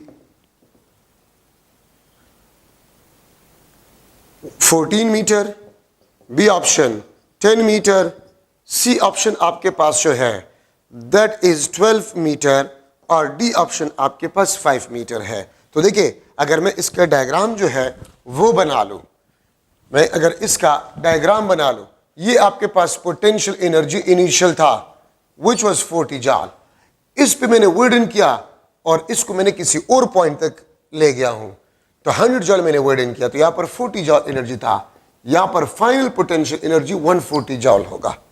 अगर मास ऑफ अ बॉडी आपके पास 1 किलोग्राम हो, तो फिर ये हाइट मूव क्या होगा। तो याद रखिए, मैंने यहां पर लिखा था कि वर्क डन आपके पास जो है this is equal to change in potential energy. तो मैंने कितना वर्डन किया था, वर्क डन MCQ में गिवन है 100 joule, which is equal to the change in potential energy। तो चेंज इन पोटेंशियल एनर्जी को आप mg पे डिवाइड करें, आपके पास हाइट मूव्ड आ जाएगा। तो 100 डिवाइड बाय, आसानी के लिए आप g को 10 ले ले, मास तो ये आपके पास कैंसिल, 10 मीटर तक हमने हाइट को मूव करवाया, ठीक है। 40 जॉल पोटेंशियल एनर्जी था, हमने एक बॉडी को मूव किया from this point to another point where we do 100 joule work. तो अगर कोई एनर्जी लॉस ना हो तो 40 के साथ 100 ऐड करें, 140 जॉल आपके पास इस पॉइंट पे पोटेंशियल एनर्जी आ जाएगा। तो अगर आपसे मैं पूछ लो what will be the change in potential energy, ठीक है, तो change in potential energy will be equal to the work, और चेंज इन पोटेंशियल एनर्जी को आप वेट ऑफ अ बॉडी पे डिवाइड करें, तो हमने जो हाइट मूव किया वो आ जाएगा।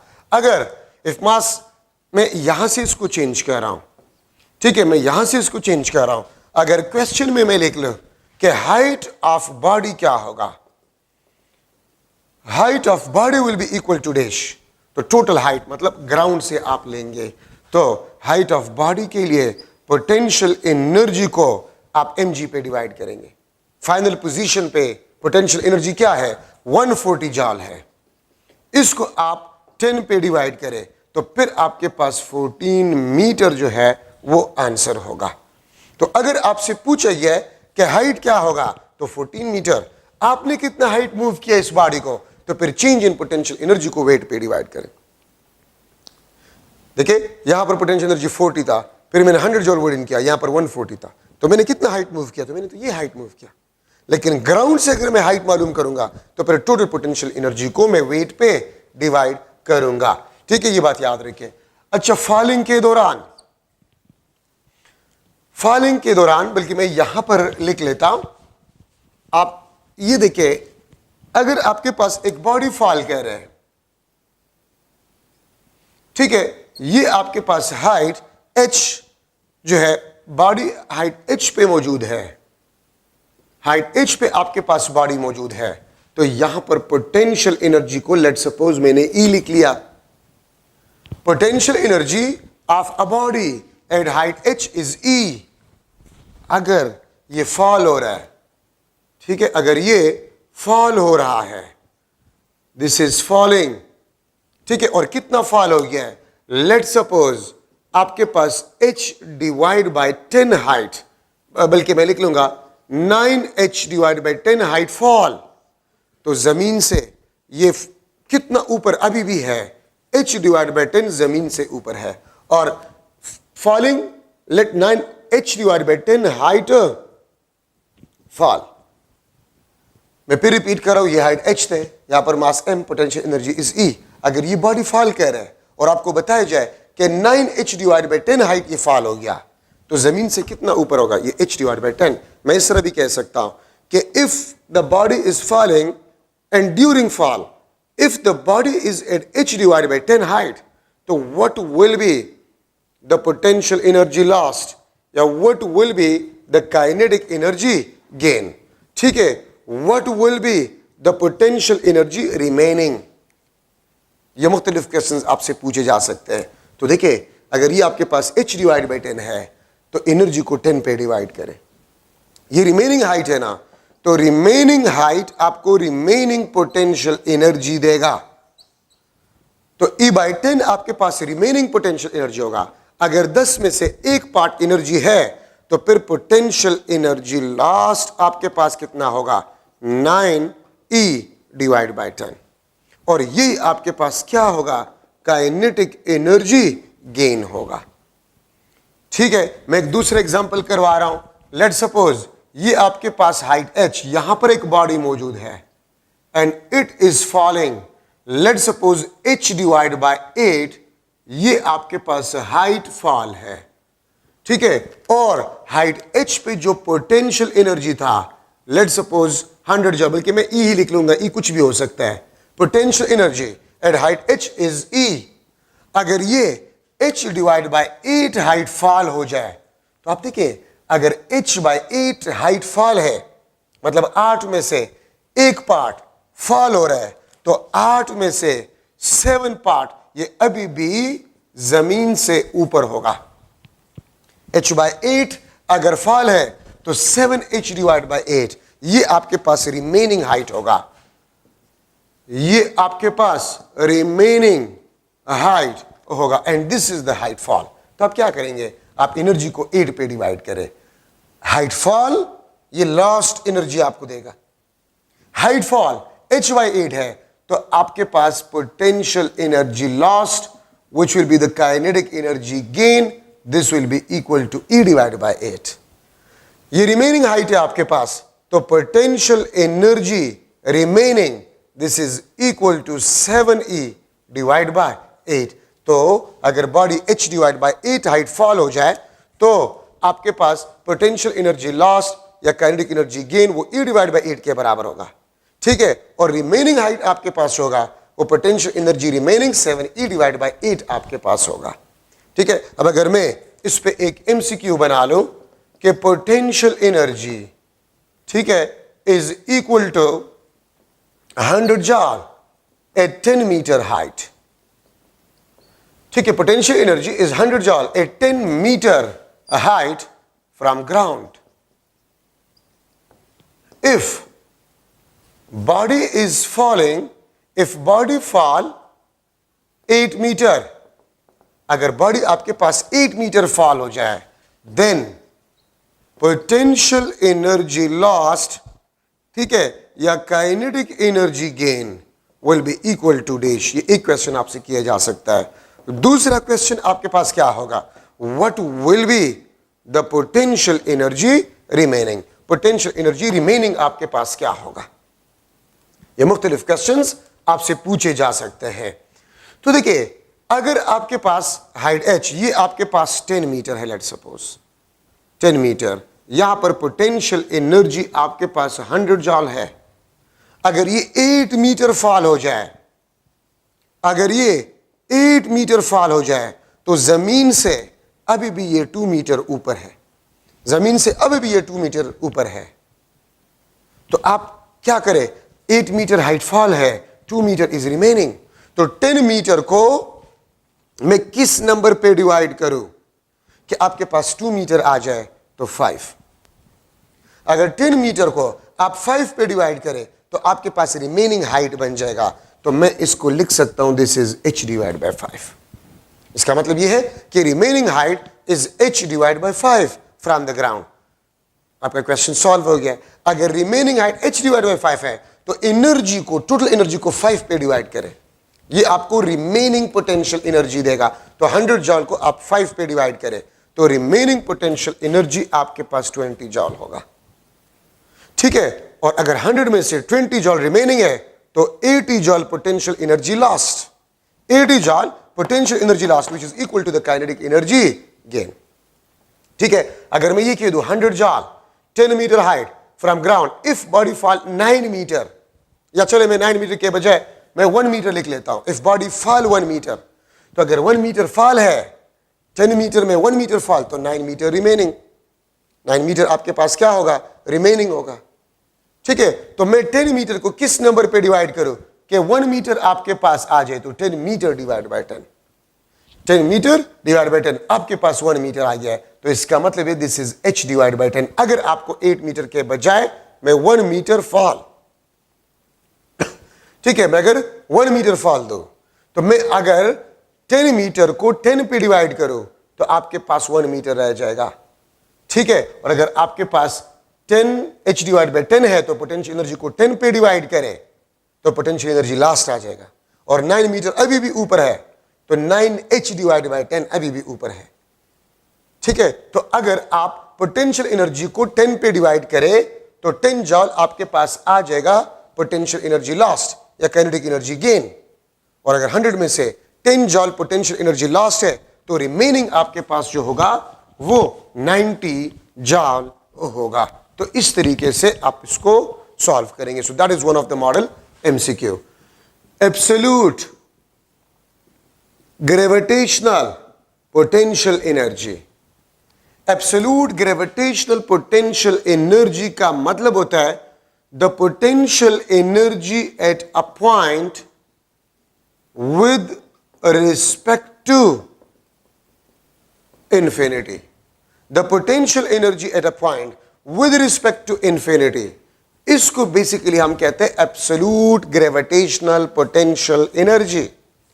अगर आप जीरो पोटेंशियल एनर्जी के रेफरेंस पॉइंट पे या इंफिनिटी के रेफरेंस पे आप किसी पॉइंट पे पोटेंशियल एनर्जी को डिफाइन कर रहे हैं, वो एब्सोल्यूट ग्रेविटेशनल पोटेंशियल एनर्जी कहलाता है। ठीक है, ये आपका लेट सपोज अर्थ है। ठीक है, ये आउटसाइड अ ग्रेविटी, एफ जी यहां पर 0 है, आर आपके पास इनफाइनाइट, पोटेंशियल एनर्जी भी 0। तो इस पॉइंट के बेस पे अगर आप किसी पॉइंट पे पोटेंशियल एनर्जी को डिफाइन कर रहे हैं तो वो पोटेंशियल एनर्जी क्या कहलाएगा, एब्सोल्यूट पोटेंशियल एनर्जी कहलाएगा। So the potential energy at a point with respect to infinity या zero potential point is known as absolute gravitational potential energy.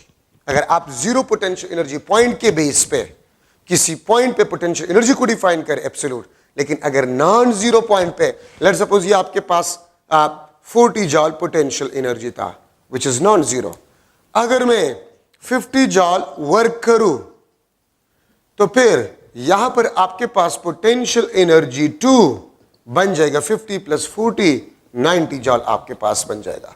अब देखिए ये नॉन जीरो पोटेंशियल एनर्जी है तो मैं इस पोटेंशियल एनर्जी को एब्सोल्यूट नहीं कह सकता, नॉट एब्सोल्यूट, क्योंकि यहां पर पोटेंशियल एनर्जी 0 नहीं है। इसके बेस पे मैं यहां पर कहता हूं 90 जॉल। और क्यों एब्सोल्यूट में नहीं कह सकता, क्योंकि 40 जॉल में जरूर एरर होगा, मैं इस पर यकीन नहीं कर सकता, तो इसलिए उसमें भी एरर होगा, मैं इसको एब्सोल्यूट नहीं कह सकता। लेकिन अगर यहां पर मैं कह दूं कि पोटेंशियल एनर्जी 1 0 जॉल और आपने वर्क किया एग्जैक्टली 50 जॉल का वर्क आपने किया, तो यहां पर पोटेंशियल एनर्जी अगर एनर्जी लॉस ना हो तो मैं कह सकता हूं एग्जैक्टली 50 जॉल। तो फिर इस पॉइंट पे पोटेंशियल एनर्जी को मैं एब्सोल्यूट कह सकता हूं, because this the potential energy with reference to 0 joule and this the potential energy with respect to non zero potential energy. तो उसको मैं एब्सोल्यूट नहीं कह सकता, लेकिन इसको कह सकता हूं क्योंकि रेफरेंस पॉइंट 0 और 0 में तो एरर नहीं है, तो इसलिए एग्जैक्टली 50 जॉल होगा अगर एनर्जी लॉस ना हो। ठीक है, इसको हम एब्सोल्यूट ग्रेविटेशनल पोटेंशियल एनर्जी कहते हैं। और देखिए ये वाला इक्वेशन जो है mgh, ये हम कब इस्तेमाल करते हैं? Use only if h is very very small then the radius of earth. अगर h height radius of earth से बहुत ज्यादा स्मॉल हो तो फिर हम mgh वाला इक्वेशन इस्तेमाल कर सकते हैं। अगर h बहुत ज्यादा हो तो फिर हम इसके इक्वेशन इस्तेमाल नहीं कर सकते। Gravitational potential energy minus GMEM 1 divide bye R1 minus 1 divide bye R2। ठीक है, और इसमें याद रखिए R2 आपके पास होता है वो R1 से ज्यादा होता है। ठीक है, अगर R2 आपके पास इंफिनिटी हो, ठीक है, तो फिर gravitational potential energy minus GMEM R1, या जनरली अगर मैं लिख लो minus GMEM divide by R। ठीक है, this is the absolute gravitational potential energy. ये माइनस साइन किस चीज को शो करता है? ये बाउंडनेस को शो करता है। ये किस चीज को शो करता है? ये boundness. Gravitational potential energy is negative, it means everything is bound to the gravity. आप देखें, मैं किसी भी चीज को छोड़ लेता हूं वो नीचे गिरता है, it means everything is bound to the gravity. तो इसलिए potential energy is always negative. ये बाउंडनेस को शो करते हैं। जिस तरह आप हाइड्रोजन एटम में कहते हैं कि इलेक्ट्रॉन न्यूक्लियस को बाउंड है। ठीक है, अगर इलेक्ट्रॉन के शेल में, हाइड्रोजन एटम के शेल में, तो उसकी एनर्जी माइनस 13.6 इलेक्ट्रॉन वोल्ट। और इस माइनस का मतलब क्या होता है कि electron is bound to the nucleus, bound to the nucleus. तो ये बाउंडनेस को शो करता है। और ये बात याद रखिए, gravitational potential energy is always negative. Gravitational potential energy is always negative. ये R किस चीज को रिप्रेजेंट करता है? RE प्लस H को रिप्रेजेंट करता है। तो पोटेंशियल एनर्जी दो चीजों पे डिपेंड करता है। ठीक है, मास पे और R पे। और R किस चीज पे डिपेंड करता है? हाइट पे डिपेंड करता है। ठीक है, so this are the equation of absolute gravitational potential energy. और ये इक्वेशन हम कब इस्तेमाल करते हैं? Height comparable to the radius of earth, फिर वो इक्वेशन आप इस्तेमाल कर सकते। लेकिन mgh वो आप तब इस्तेमाल कर सकते if the height is very small is compare to the radius of earth. ठीक है, ये लेट्स सपोज अर्थ है, और अगर आप सरफेस ऑफ अर्थ से ऊपर किसी बॉडी को ले जा रहे हैं, ठीक है, तो पोटेंशियल एनर्जी ये आपके पास लेस नेगेटिव होगा। ठीक है, और बाउंडनेस आपके पास जो होगा, बाउंडनेस डिक्रीजेज। अगर आप किसी बॉडी को ऊपर ले जा रहे हैं, ठीक है, बाउंडनेस डिक्रीजेज, और पोटेंशियल एनर्जी आपके पास जो होगा इट विल बी इंक्रीजेस। लेकिन अगर आप किसी बॉडी को नीचे ला रहे हैं, ठीक है, तो आपके पास पोटेंशियल एनर्जी मोर नेगेटिव होगा। ठीक है, बाउंडनेस आपके पास जो है, बाउंडनेस वो आपके पास इंक्रीज होगा। ठीक है, और पोटेंशियल एनर्जी आपके पास जो है इट विल बी डिक्रीजेस। किस तरह? मैं अगर यहां पर लिख लो पोटेंशियल एनर्जी माइनस 1000 जॉल, ठीक है, ये माइनस 500 जॉल, ये माइनस 200 जॉल, ये लेस नेगेटिव है, बट दिस इज मोर। ठीक है, ये मोर नेगेटिव है, बट दिस इज लेस। और बाउंडनेस यहां पर ज्यादा है, यहां पर बाउंडनेस कम है। एग्जैक्टली उसी तरह जिस तरह आप हाइड्रोजन एटम में कहते हैं कि इलेक्ट्रॉन अगर न्यूक्लियस के करीब है तो बाउंडनेस ज्यादा होगा, इलेक्ट्रॉन न्यूक्लियस से दूर है बाउंडनेस कम होगा। तो एग्जैक्टली वही बातें यहां पर हम ग्रेविटेशनल पोटेंशियल एनर्जी के लिए भी करते हैं। ठीक है, तो gravitational potential energy is always negative. ये हमेशा आपके पास नेगेटिव होता है। ठीक है, पोटेंशियल एनर्जी का इक्वेशन आपके पास ये भी है, mgr small r, where small r is RE plus H, और G आपके पास जो है वो हाइट पे आपके पास है, जो या ऑन द एवरेज अगर हम 9.8 भी ले ले फॉर स्मॉल r, तो स्मॉल हाइट, तो उसके लिए भी हम इसको इस्तेमाल कर सकते हैं। सरफेस ऑफ अर्थ पे अगर मैं पोटेंशियल एनर्जी को इस तरह लिख लूं, minus GMEM divide bye RE, तो इसका मतलब ये होगा कि this is the potential energy at surface of अर्थ। ये सरफेस ऑफ अर्थ पे आपके पास पोटेंशियल एनर्जी होगा minus GMEM divide bye RE, because this is the radius of earth. तो हाइट आपके पास 0, सरफेस ऑफ अर्थ पे पोटेंशियल एनर्जी को ये रिप्रेजेंट करता है। अगर सरफेस पे पोटेंशियल एनर्जी U है तो मैं RE के बराबर हाइट पे अगर बॉडी को ले जाऊं, वहां पर 2U पोटेंशियल एनर्जी होगा, एंड 2U माइनस U तो change U, but potential energy will be 2U। क्यों? क्योंकि मैं यहां पर लिख सकता हूं zero gravitational potential energy is a arbitrary. ठीक है, we can select any point at zero potential जहां से आप काम करते हैं। फॉर एग्जाम्पल, मैं जमीन से किसी बॉडी को ऊपर उठा रहा हूं तो सरफेस ऑफ अर्थ को आप जीरो पोटेंशियल पे कंसिडर करें। मैं इस मेज से, यहां पर मेज है और उसी में चीज को उठा रहा हूं तो मेज के सरफेस को आप जीरो पोटेंशियल पे कंसिडर कर सकते हैं। तो zero potential gravitational potential energy is arbitrary, we can select any point at zero potential. तो अगर मैं सरफेस ऑफ अर्थ को जीरो पोटेंशियल लूं, सरफेस ऑफ अर्थ पे अगर मैं U पोटेंशियल लूं, तो मैं अगर वर्डन करूं तो रेफरेंस पॉइंट में रहिए तो मुझे U के बराबर वर्डन करना पड़ेगा। तो U प्लस U 2U, यहां पर पोटेंशियल एनर्जी 2U होगा और चेंज इन पोटेंशियल एनर्जी आपके पास क्या होगा? U। ठीक है, अच्छा अब यहां पर आपके पास है एब्सोल्यूट ग्रेविटेशनल पोटेंशियल, वो है ग्रेविटेशनल पोटेंशियल एनर्जी, ये है ग्रेविटेशनल पोटेंशियल।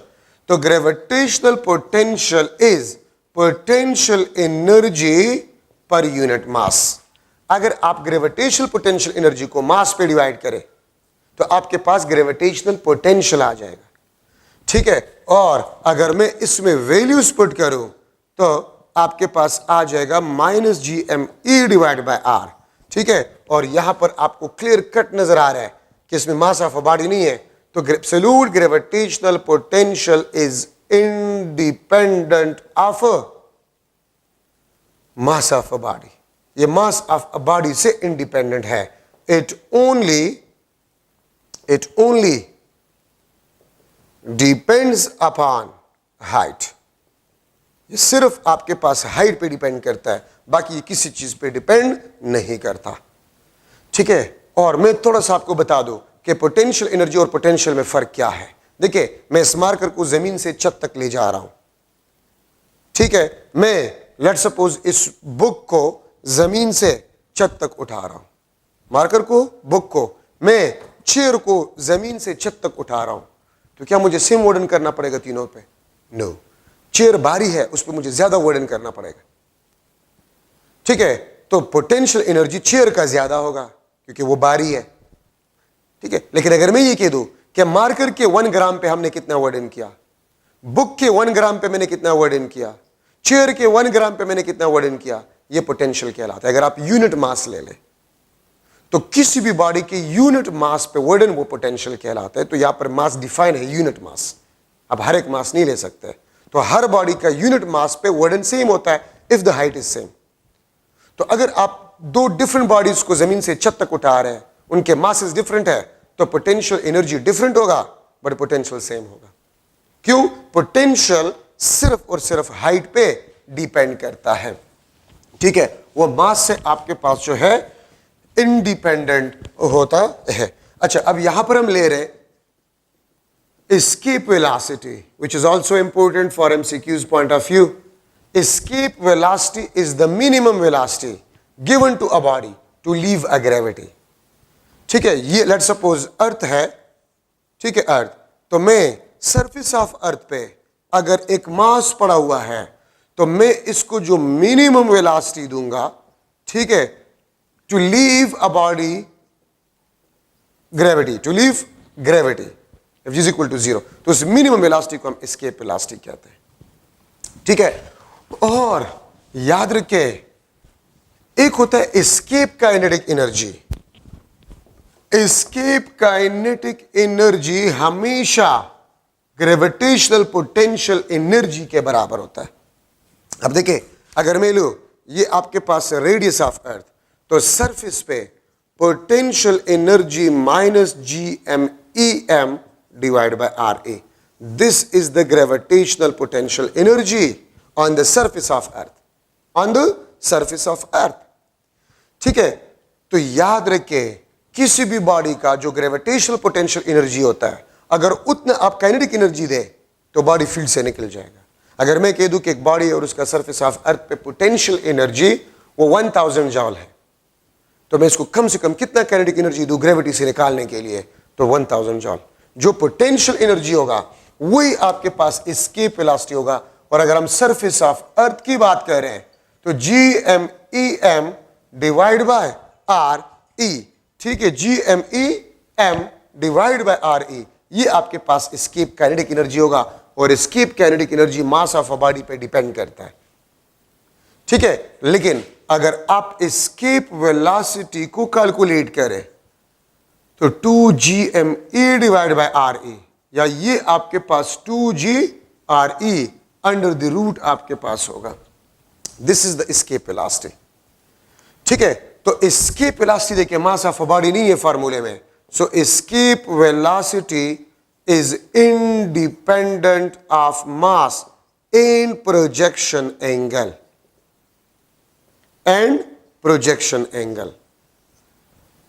ठीक है। अगर आप इसमें वैल्यू पुट करें तो एस्केप वेलोसिटी 11 किलोमीटर पर सेकंड आपके पास आ जाता है। लेकिन ये सरफेस ऑफ अर्थ, ये RE आपको बता रहे हैं सरफेस ऑफ अर्थ, ठीक है। तो देखिए अगर मैं इस मार्कर को 11 किलोमीटर पर सेकंड से फेंक लूं, मैं चेयर को 11 किलोमीटर पर सेकंड से फेंक लूं, किसी भी बॉडी को मैं 11 किलोमीटर पर सेकंड से फेंक लूं, तो वो बॉडी ग्रेविटी को छोड़ जाएगा, ठीक है। So this is independent of mass. Mass में आपको कंफ्यूज किया जा सकता है। प्रोजेक्शन एंगल, आप इस तरह फेंक रहे, आप इस तरह फेंक रहे, आप इस तरह फेंक रहे, आप इस तरह फेंक रहे, किसी भी एंगल पे इस वेलोसिटी से सरफेस ऑफ अर्थ से आप बॉडी को प्रोजेक्ट करें, बॉडी जो है वो फील्ड को छोड़ जाएगा, ठीक है। और देखिए मून पे एस्केप वेलोसिटी कम है, इसलिए वहां पर एटमॉस्फेयर नहीं होता, क्योंकि आम रूम टेम्परेचर पे भी जो है वो मॉलिक्यूल्स इतना एनर्जी गेन कर जाते हैं कि वो फील्ड को छोड़ जाता है, ठीक है। अगर मैं लिख लूं above surface of earth, above surface of अर्थ के लिए एस्केप वेलोसिटी वो आपके पास 2GME डिवाइड बाय R, और यहां पर R आपके पास है वो किस चीज के बराबर होगा, वो RE प्लस H के बराबर होगा, ठीक है। या एस्केप वेलोसिटी को मैं इस तरह भी लिख सकता हूं 2GHR अंडर द रूट, और ये GH आपके पास जो है ये हाइट पे G की वैल्यू है, वो 9.8 वाला नहीं, ठीक है। तो इसका मतलब ये है कि escape velocity is inversely proportional to the square root of R, या escape velocity is inversely proportional to the square root of H। तो सरफेस ऑफ अर्थ से ऊपर किसी पॉइंट से अगर आप किसी बॉडी को फील्ड से निकालना चाहते हैं तो एस्केप वेलोसिटी कम रिक्वायर्ड होगा, लेकिन सरफेस पे ज्यादा वेलोसिटी रिक्वायर्ड होगा 11 किलोमीटर पर second. For any other planet, for any other planet, किसी और प्लेनेट के लिए escape velocity 2GMP divide by RP under the root. MP is the mass of a planet, RP is the radius of a planet. एक planet है जिसका मास अर्थ के मुकाबले में डबल है और उसका रेडियस भी डबल है, तो उसके सरफेस पे एस्केप वेलोसिटी क्या होगा, तो 2 कैंसल, जो सरफेस ऑफ अर्थ पे होगा वही उसी जो है प्लेनेट पे भी होगा। अगर mass of a planet double of earth, radius of a planet double of earth, तो escape velocity is independent of mass, but escape kinetic energy depends upon mass. अगर आप मास को डबल कर जाए, एस्केप काइनेटिक एनर्जी डबल होगा, but escape velocity आपके पास वही होगा, ठीक है। सो ये आपके पास एस्केप वेलोसिटी में इंपॉर्टेंट डिस्कशन आपके पास बन गया है। अब देखिए मशीन है, मशीन आपके पास दो किस्म के, आइडियल और रियल। आइडियल वो मशीन जिसकी एफिशिएंसी 100% हो, रियल वो मशीन जिसकी एफिशिएंसी 100% से कम हो, ठीक है। अच्छा अब देखिए अगर मैं एक बॉडी को इंक्लाइन प्लेन पे, मैं इंक्लाइन प्लेन पे हाइट h तक ले जाता हूं, ये हाइट h आपके पास, ये हाइट h है, ये आपके पास डिस्टेंस d है, और बॉडी को मैं इस इंक्लाइन प्लेन पे मूव कर लेता हूं, ठीक है। कुछ वैल्यूज मैं ले लेता हूं, d is equal to let suppose 10 meter, height आपके पास 4 मीटर है, और मास ऑफ अ बॉडी आपके पास 1 kg है। तो फिर वर्क आपके पास क्या होगा, तो याद रखें अगर आप इंक्लाइन प्लेन पे किसी बॉडी को ले जा रहे हैं तो वर्क हमेशा आपके पास mgh होगा। आप वर्टिकल हाइट लेंगे, आप ये डिस्टेंस नहीं लेंगे। दूसरी बात, अगर मैं इस पाथ पे 1 सेकंड में इस मास को यहां तक ले जाऊं, 2 सेकंड में, 1 मिनट में, वर्क डन कितना होगा? mgh ही आपके पास होगा। ठीक है, अगर मैं आपसे एक और क्वेश्चन करूं कि देखिए आपके पास 5 आइडेंटिकल बॉक्सेस हैं, each of height h, 5 identical blocks है, ईच ऑफ हाइट h, और उसको मैं एक दूसरे के ऊपर रख रहा हूं, तो मुझे कितना वर्क डन करना पड़ेगा? वर्क डन मुझे कितना करना पड़ेगा? तो देखिए अगर मैं एक ब्लॉक इसके ऊपर रखना चाहता हूं, ठीक है, तो मुझे हाइट h ये ऊपर ले जाना होगा, तो मैंने कितना वर्क डन किया होगा? mgh। ठीक है, अगर मैं एक तीसरे बॉडी को जो है, तीसरे ब्लॉक को इस सेकंड पे रख रहा हूं, तो ये 2h है, मुझे कितना वर्क डन करना पड़ेगा? वर्क आपके पास 2 mgh आपने किया होगा। ठीक है, अगर मैं एक बॉडी को, चौथे बॉडी को जिसका हाइट h है, मैं इसके ऊपर रख रहा हूं, मुझे कितना हाइट मैंने ले गया होगा? तो वर्क डन मैंने 3 mgh किया होगा। तो टोटल वर्क डन आपने कितना होगा? तो mgh plus 2 mgh plus 3 mgh, तो आपके पास 6 mgh वर्क डन आपने करना होगा। इसका तरीका मैं आपको ये बता रहा हूं। देखिए ये ब्लॉक है, इसके ऊपर मैं एक दूसरा ब्लॉक रख रहा हूं, तो उस ब्लॉक को मैं उठाऊंगा। फॉर एग्जांपल आप ये कंसीडर करें ये ब्लॉक है, तो उसको मैं उठाऊंगा h हाइट, इसके ऊपर रखूंगा, तो मैंने इस पे mgh वर्क डन किया। लेट्स सपोज ये 2h हाइट है, तीसरे बॉडी को, लेट्स सपोज तीसरे मास को मैंने इसके ऊपर रखा, तो मैंने 2 mgh वर्क इस पे किया होगा। अगर इसके ऊपर मैं एक बॉक्स रख रहा हूं, तो 3h हाइट तक मैं इसको ले जा रहा हूं, तो 3 mgh मैंने वर्क डन किया होगा। तो 4 आइडेंटिकल ब्लॉक्स है, ईच ऑफ हाइट h, और उसको मैं एक दूसरे के ऊपर रख रहा हूं, तो what work I will done. ठीक है, तो आपके पास टोटल वर्क डन 6 mgh आप लोगों ने किया होगा। लास्ट टॉपिक आपके इस चैप्टर का रिन्यूएबल और नॉन रिन्यूएबल एनर्जी रिसोर्सेज है, वो मैं इसमें नहीं पढ़ाता, आसान है, वो आप खुद देख ले। Renewable energy resources, solar energy, wind energy, tidal energy, hydel energy, ठीक है, ये रिन्यूएबल एनर्जी रिसोर्सेज है। और non renewable fossil fuels, petrol, diesel वगैरह वगैरह, ठीक है, ये आपके पास जो है नॉन रिन्यूएबल एनर्जी रिसोर्सेज है। ठीक है, तो आपका 4 चैप्टर खत्म हो गया इंशाल्लाह। जितने भी इंपॉर्टेंट पॉइंट्स थे वो मैंने आपको बता दिए। इंशाल्लाह नेक्स्ट लेक्चर में मैं चैप्टर नंबर 5 शुरू करूंगा, रोटेशनल डायनामिक्स, तो आप एक नज़र उसको ज़रूर पढ़ें। Thank you so much.